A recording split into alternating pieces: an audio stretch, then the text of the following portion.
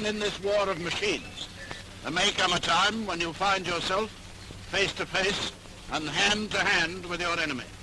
At these times, a knowledge of close combat will stand you in good stead.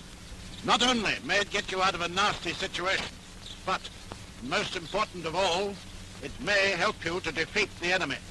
First of all, there's no such thing as defense in close combat. It's attack or counterattack all the time. Secondly, don't be afraid of his weapons. Even if you have none yourself, you are not unarmed. You've got your hands, and you've got your boots. Oh yes, I know it sounds all very well to talk about arms and legs against rifles and bayonets, but if you know how to use them, like Reed and Jackson did, you still have a very good chance of doing him down. Now, Reed and Jackson are here today to show you a few more tricks of the trade. And speaking of tricks, here's the most important point of all. Remember, war is not a game, and there are no rules. The Hun has been trained and taught to blot you out with any and every dirty trick he can think of, and he's got a dirty mind. So, in close combat, anything is fair if it enables you to get the better of your enemy. Now, Jackson is going to play the Hun, in spite of his good looks. When you come face to face with your enemy, you have to decide upon your method of attack. First, study your opponent. See how he's dressed, what sort of weapons he has, and in which hand he carries them. Is he right or left-handed? Does his helmet cover the back and sides of his neck? Does his coat or equipment prevent a really good kick at his fork? When you've summed him up, you'll know best how to act. But be quick about it, or he may act first. And finally, wear tricks. The Hun with his hands in the air is still dangerous. Now we come to some special blows and where to plant them. The chin jab. A vigorous upward thrust of the chin with the heel of the hand, keeping the fingers spread and slightly bent. They may take effect on either his nose or his eyes. This is much more effective than a punch with the clenched fist. Edge of hand blow, or better known to some of you as the rabbit blow. Use the outer edge of either hand, fingers fully stretched and close together. Strike at the throat, sides, or back of the neck. Now, this one is called the shin stamp. Use his shin as a guide for the outer edge of your foot and stamp heavily on his instep. It's the stamp that really counts, not the shin. The knee blow is very simple and effective. Just raise your knee sharply into his fork, stomach, or face, as may be most convenient. Boxing punch, used for 3 spots only: the throat, pit of the stomach, or the fork. Don't use it for the chin. The chin jab is more effective. Now for the kick. Just that and nothing more, but deadly when used in the right places. Never used at a standing opponent who is on his guard. You'll see why later. But if he is partly down, kick at fork, stomach, or face. And if he is right down, the neck or kidneys. And don't forget, you've got a heel. Helmet blow. Remember that normally you should never take your helmet off, with one exception which we'll come to later. But accidents happen, and it may fall off or get knocked off.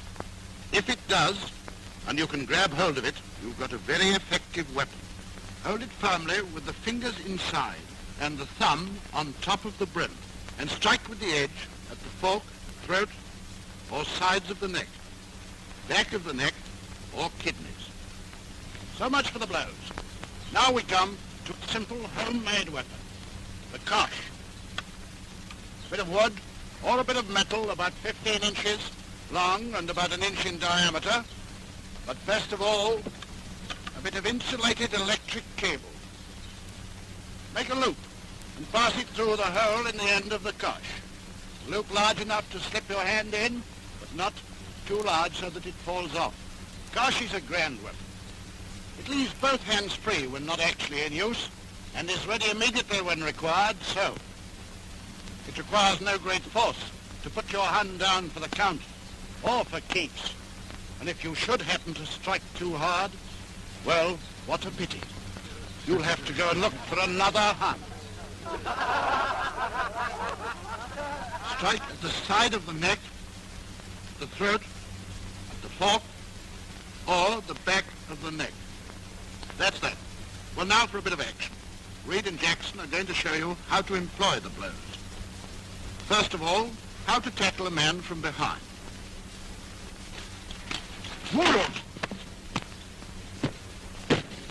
I expect you're wondering how it's done. Well, let's see it in slow time. Creep up silently. Fling one arm around his neck so as to bring your forearm hard into his throat.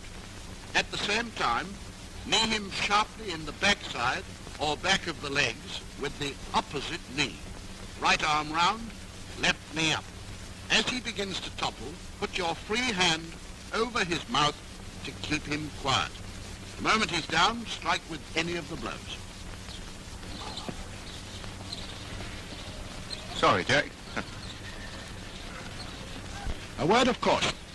You can only hope to approach silently over grass, sand, or a smooth surface. You cannot expect to do it over gravel, debris, or broken ground. If you do make a noise, and your opponent begins to turn, you must go on. A rugged tackle, at the back of his knees. He's bound to go down, and you jump on him and lay him out. Now, what to do when you're attacked. You have no weapon, and the Hun comes at you with a rifle and bayonet. Don't shoot, I've got the papers. Don't shoot.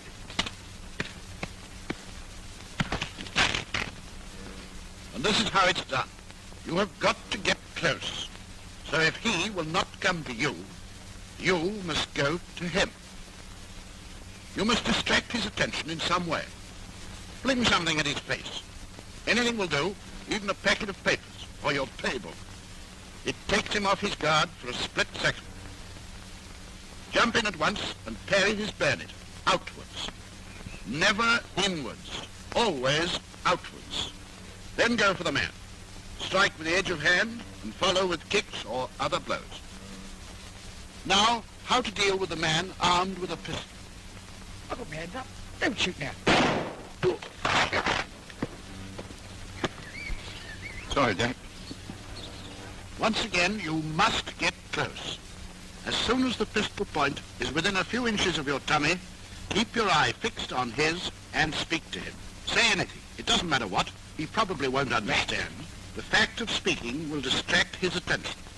The moment you are ready, swing round and sweep the pistol hand outwards with your nearest arm. If his pistol is in his right hand, your turn must be to your right, and your left arm used for the swing. Immediately you've struck the weapon clear, swing back using your other hand for chin jab, and then knee blow and kick it forward. Follow with other blows as necessary. Next we come to the enemy armed with a knife. And here there are three distinct possibilities. First of all, he may come at you with a knife firmly in one hand, ready for an upward thrust.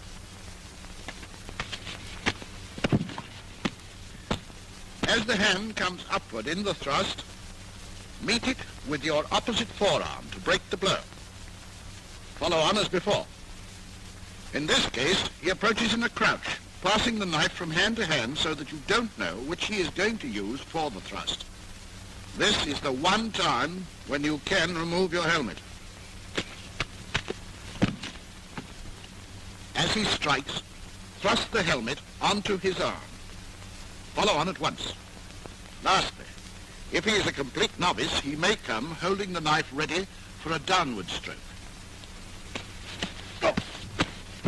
As he strikes downward, meet his forearm with your own edge of hand.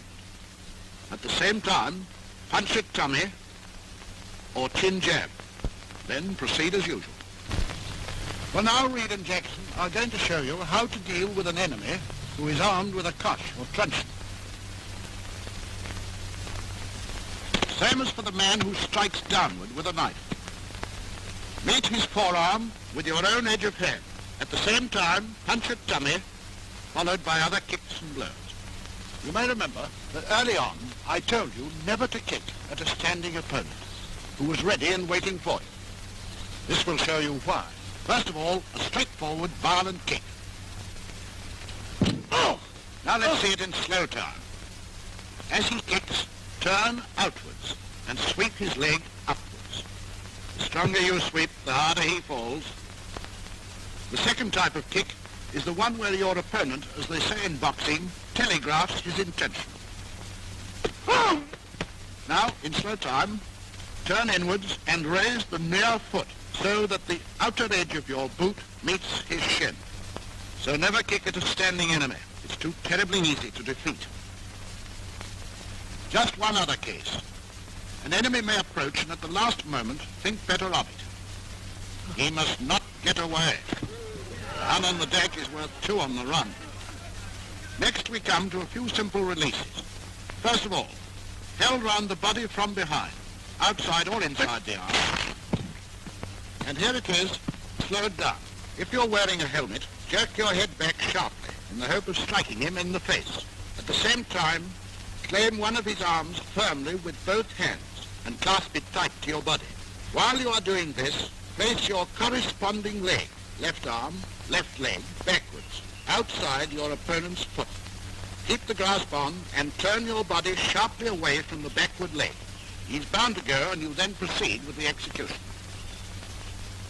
Now, the man who attacks your throat with his forearm.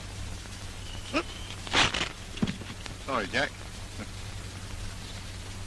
And here's the secret.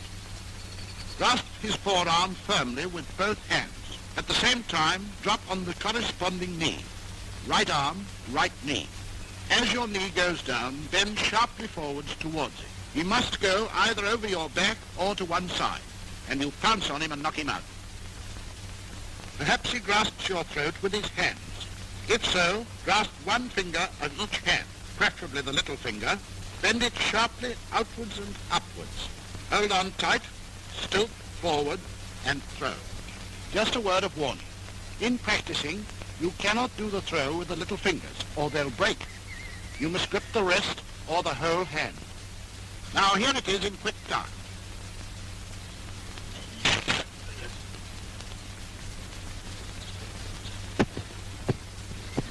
When you've laid the enemy out, if you want to secure him as a prisoner, you should know how to truss him up. Take a piece of thin cord, telephone cable or electric flex, and secure his thumbs together behind his back. Don't put the thumbs together.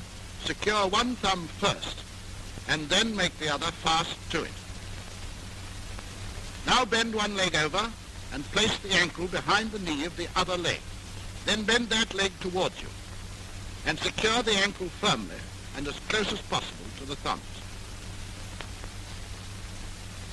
If you have no thin cord or wire and have to use rope or strap, you cannot tie his thumbs together.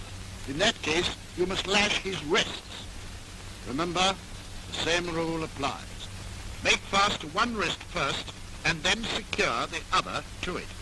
After that, you proceed with the ankles as before. If you still have spare end, take a turn round his neck. Hold taut and secure. If after getting your man down, you wish to hold him down for a while, maybe you have no cord or rope, do it like this. Turn him face downwards. Sit astride the small of his back with your back towards his head. Put one ankle behind his other knee. Bend the leg back towards you and sit back holding onto the upper foot. If he gives any trouble, you just pull on that foot and he'll soon back up. Lastly, we come to a problem which may easily confront any of us. How to march a prisoner, and what to do if you yourself are being marched away as a prisoner. In order to avoid any confusion in your minds, we'll take each case separately. Let us start with how to march a prisoner. First of all, if armed with a rifle and bayonet. This is the proper way to do it. Keep the point of your bayonet in line with his back, but never bring it nearer than 2 feet clear. If he won't get on, bring your rifle to the high port and use your boot like this. Now, why don't we prod him in the back with our point? You see? This time you have a pistol. If he won't get on, never poke your pistol into his back. Keep it well away from him. Grab his shoulder with your free hand and urge him on like this. Why don't we stick the pistol in his back? Here's why. If you have a knife, hold it ready for an upward thrust, and never prick him in the back to get a move on. If he is stubborn, hold your knife well back, grasp him by the shoulder as before, and shove him along like this.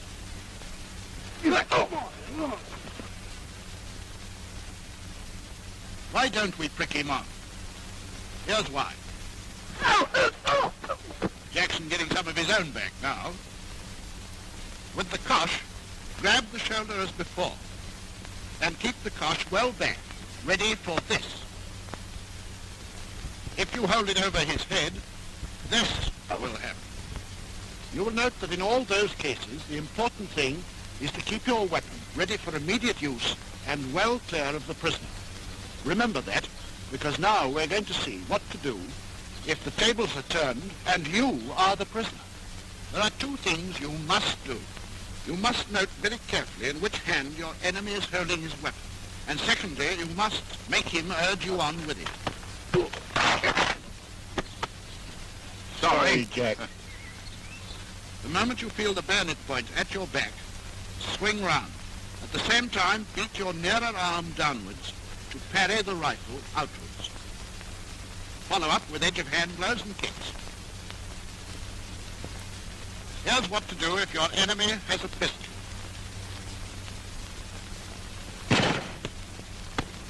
The moment you feel the pistol point in your back, same action as before, swing the near arm down and knock the pistol outwards. Follow on, as before detailed.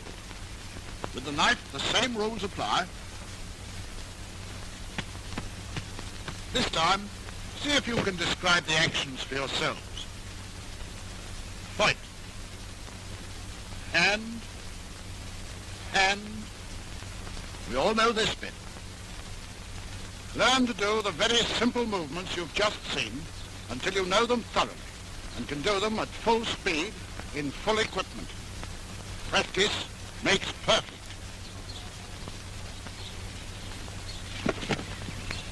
Hold the front rank and stick him up, go. Up hand, stand by, swing, and chin. Now, kick, kick, kick. That's right, move. Up. The essentials of close combat are speed, determination, and ruthlessness. Go all out. As Shakespeare says, be bloody, bold, and resolute.